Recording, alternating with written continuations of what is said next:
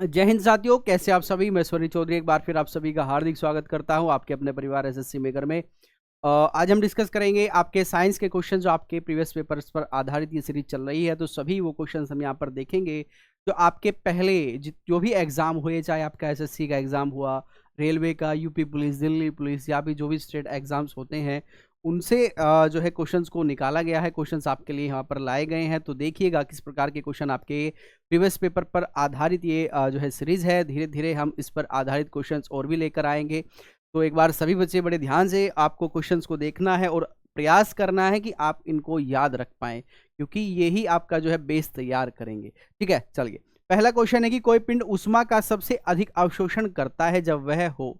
ठीक है, यानी कि ऊष्मा एनर्जी, तो दोनों आप कह सकते हैं कि एनर्जी वैसे तो अलग होता है, ऊष्मा होता है, लेकिन आप यहाँ पर उसको मानकर चल सकते हैं कि जो ऊष्मा है इसका अवशोषण जो है सबसे ज़्यादा कौन सा ये जो है पदार्थ है या पिंड है जो करेगा, ये काला और खुरदरा होगा तब होगा, या ये जो है आपका काला और मर्षण, मर्षण का मतलब होता है मिट्टी जैसे कलर का।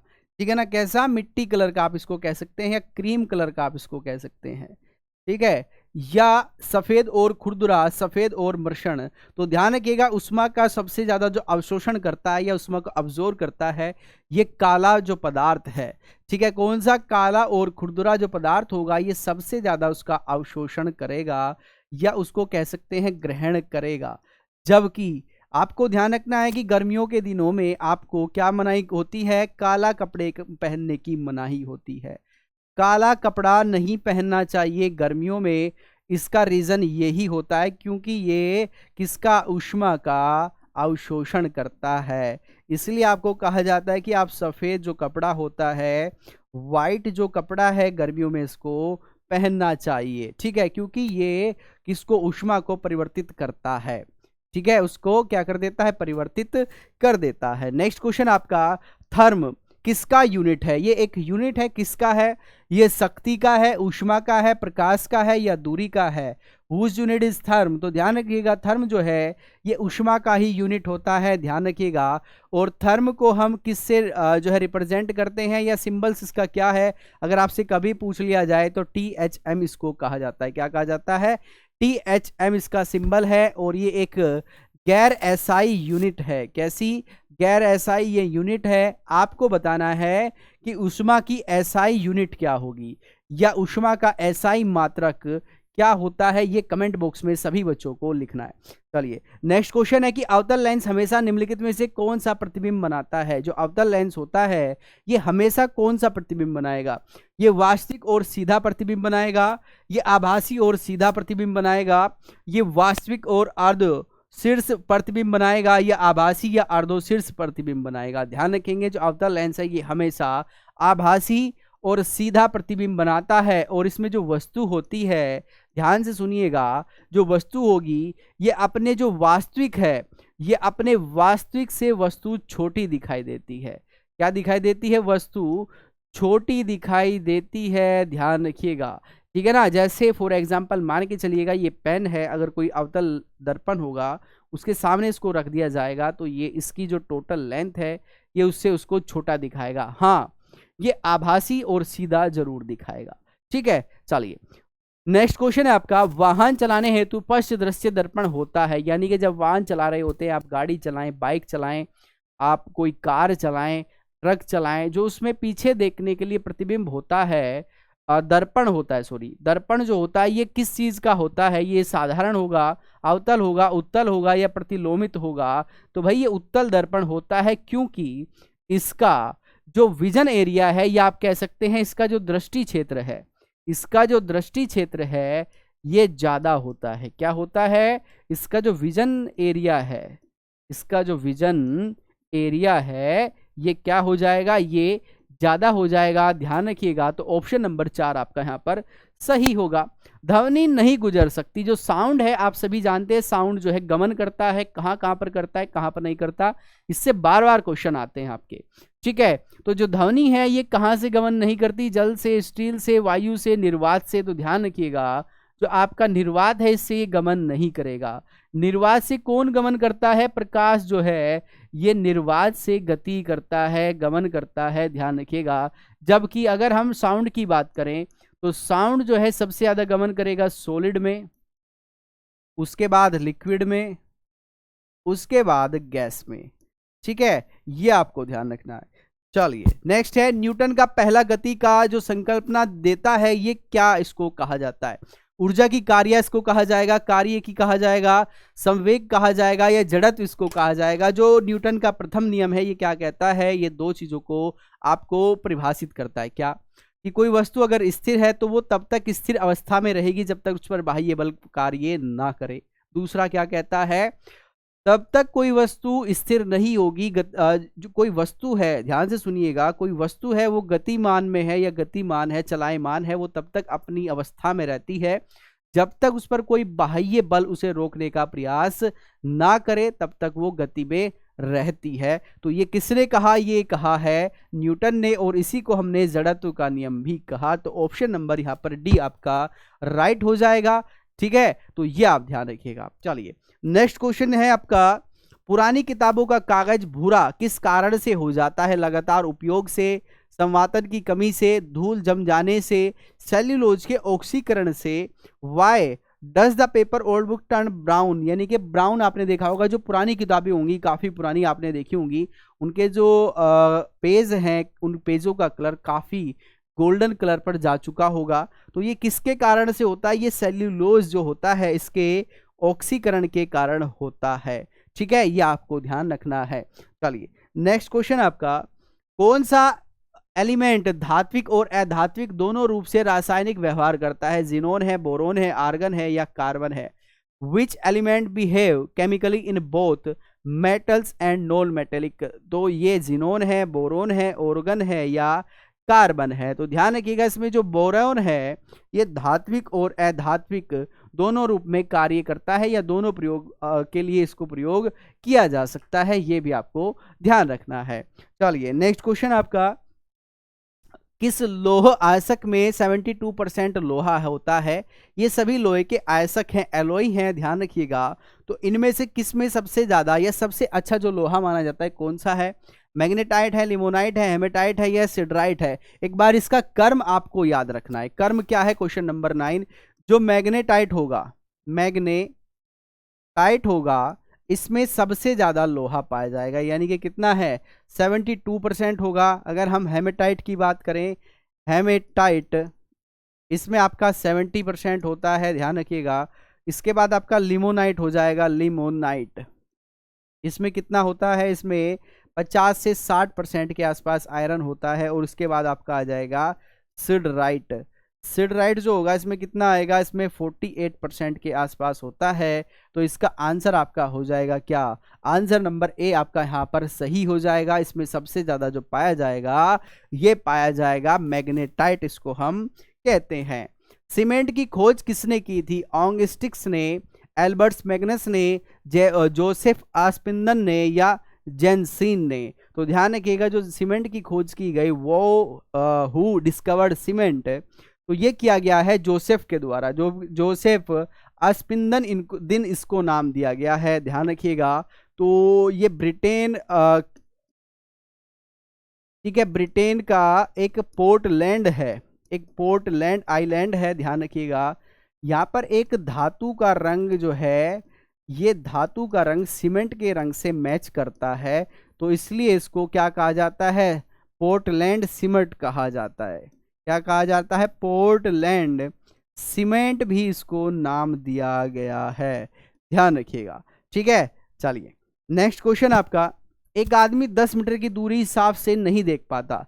10 मीटर की दूरी तक कोई व्यक्ति स्पष्ट रूप से उसको नहीं देख पाता, तो उसको कौन सी बीमारी है? उसको दूरदृष्टि दोष है, निकट दृष्टि दोष है, मोतियाबिंद है, या दीर्घ दृष्टि दोष है? तो ध्यान रखिएगा, उस व्यक्ति को निकट दृष्टि दोष हो चुका है, यानी कि वो व्यक्ति जिसको, ध्यान से सुनेंगे, जिसको 10 मीटर की दूरी से भी कोई वस्तु स्पष्ट नहीं दिखाई देती, उसको कौन सा? उसको निकट दृष्टि दोष हो चुका है। यानी कि आप कह सकते हैं कि जिस व्यक्ति को निकट की वस्तु जो है दिखाई ना दे, ठीक है, दिखाई ना दे उसको हम क्या कहते हैं, दूरदृष्टि दोष की श्रेणी में उसको रखते हैं। दूर की वस्तु से स्पष्ट दिखाई देती है, दोनों में अलग अलग होता है।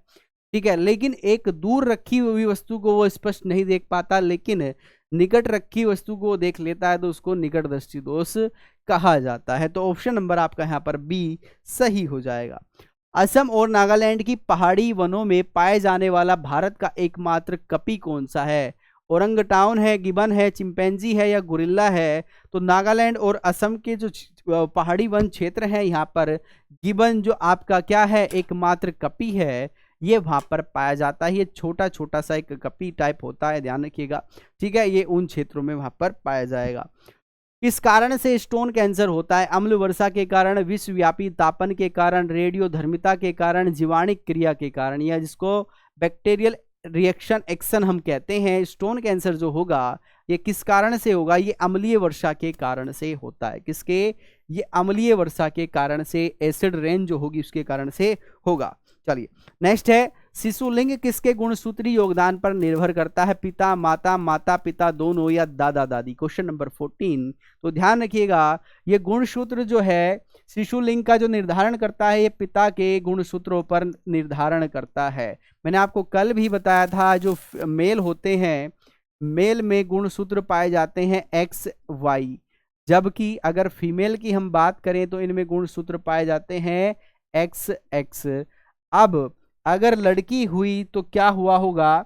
लड़की अगर हुई तो माता का एक्स गुणसूत्र, ध्यान से सुनिएगा, अगर लड़की हुई होगी तो माता का एक्स गुणसूत्र और पिता का एक्स गुणसूत्र, ये लड़की होगी तो ये आपको ध्यान रखना है, ये गुणसूत्र मैच करे होंगे। अगर लड़का हुआ होगा तो ये आपको ध्यान रखना है, क्या?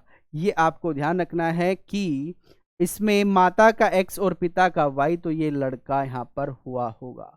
ठीक है, तो किसके लिए क्या यहाँ पर रिक्वायरमेंट है? एक्स एक्स अगर होगा तो क्या होगा? लड़की होगी, एक्स वाई होंगे तो लड़का होगा। ठीक है, चलिए नेक्स्ट आपका, निम्नलिखित में से कौन सा क्लोनित मोरिन मैनन है? यानी कि क्लोन विधि के द्वारा पहला जो मेमना निर्मित किया गया उसको किस नाम से जाना जाता है? सूजी नाम है, मियाजी नाम है, मातलिंडा इसका नाम है, या डोली नाम है? तो ध्यान रखिएगा, क्लोन विधि के द्वारा जो सबसे पहला मेमना, ठीक है ना, विकसित किया गया, इसको डोली नाम दिया गया। 1996 में इसको विकसित किया गया था। ध्यान रखिएगा, इंपॉर्टेंट क्वेश्चन है। मेमना यानी कि बकरी, बकरी आप कह सकते हैं, ये भी आपको ध्यान रखना है। और ये किसने किया?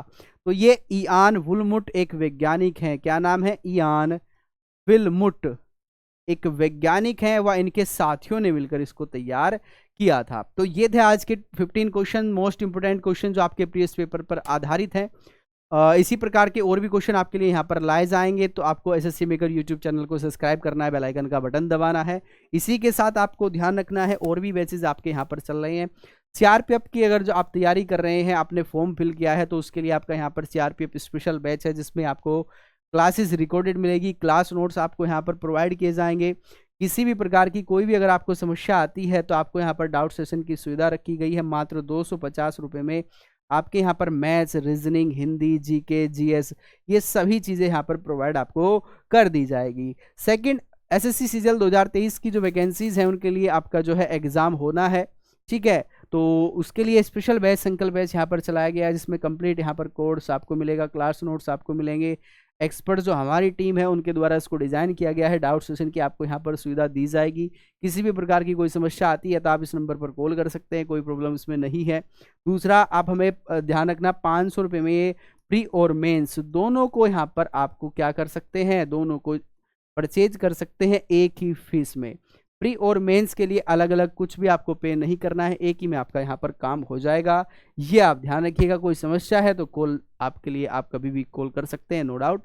ठीक है, चलिए दूसरा आपको ध्यान रखना है कि यूपी पुलिस के अलावा और भी वैकेंसीज हैं जिनकी आप तैयारी कर सकते हैं। आपका एमटीएस के लिए शोर सिलेक्शन बैच है, सीएचएसएल के लिए आपका शोर सिलेक्शन बैच है।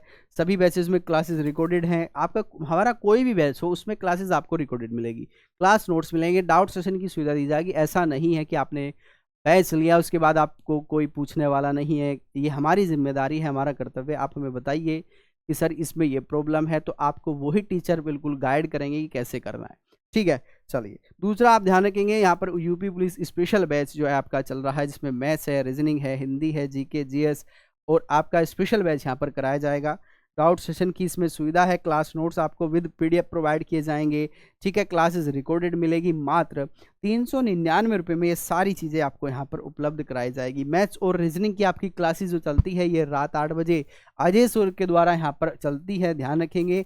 ये यूट्यूब पर आपकी जो क्लास है ये लाइव होती है रात 8 बजे, तो सभी बच्चे जुड़ना ना भूलिएगा, रात 8 बजे क्लासेस आपकी चलती है। दूसरा आपको ध्यान रखना है, कुछ लिंक आपको यहाँ पर प्रोवाइड किए गए हैं जिसके माध्यम से आप हमसे कनेक्ट हो सकते हैं, जुड़ सकते हैं। जैसे सबसे ऊपर आपका एप्लीकेशन डाउनलोड करने के लिए लिंक है, आप एप्लीकेशन को गूगल प्ले स्टोर से भी डाउनलोड कर सकते हैं। यहाँ से आपको क्लास के जो सभी क्लासेस चलती हैं पीडीएफ आपको मिलेगा।